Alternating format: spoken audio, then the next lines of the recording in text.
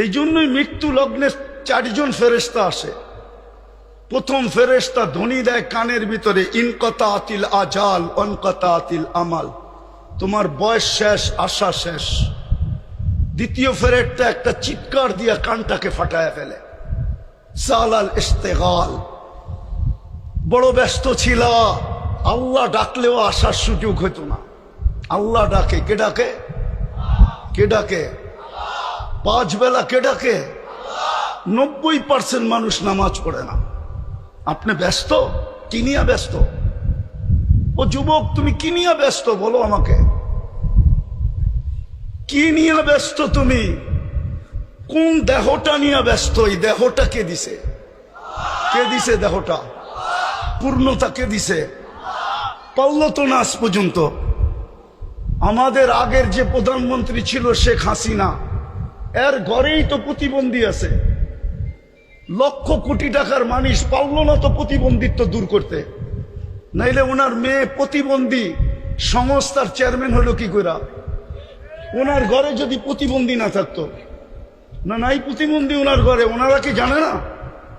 পূর্ণতা কে দিছে? হ্যাঁ, কে দিছে? এটার ভিতরে পূর্ণতা কে দিছে? এক পানির দামে যদি অক্সিজেন কিনতে হতো, ডেলি 16,500 টাকা বিল দিতে হইতো।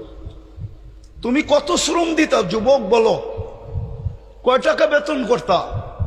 কয় টাকা কামাইতা ডেলি বলো? শ্রম কতটুক দিতা? 100 গাদার শ্রম দিলেও তো 16,500 টাকা অর্জন করা মনে হয় সম্ভব হতো না। কে বাজেট ব্যয় করে? আরে বলেন না জোরে। ডেলি 16,500 টাকার বাজেট আল্লাহ ব্যয় করে। যদি জিব্বা স্বাদ চেক করে দেয় আমাদেরকে, যদি স্বাদ মেশিন দিয়ে চেক করতে হইতো, তাইলে বোঝা যেত ঘরে আগে ফ্রিজ কিনে না মেশিন কিনে চেক করার মেশিন, স্বাদ চেক করার মেশিন। আগে ফ্রিজ কিনে না ওই মেশিন কিনে, আগে ওয়াশিং মেশিন কিনে না ওই মেশিন কিনে, আগে বাড়ি বানায় না আগে ওই মেশিন কিনে, তাইলে বোঝা যেত। আমাদের বিত্তশালীরা তো আমাদের দেশে চিকিৎসা করে না, কেননা আমাদের দেশের 80% রিপোর্ট বলে ভুল হয়।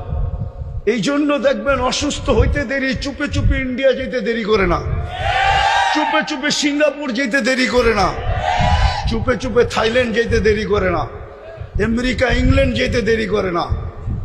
হইতে পারতো আপনি মেশিন কিনছেন বটে, কিন্তু আপনার মেশিন যদি ভুল রিপোর্ট দিত, আপনি কি করতেন? তাইলে তো প্রতিদিন খাইতেন আর প্রতিদিন হাসপাতালে যেতেন। আজ পর্যন্ত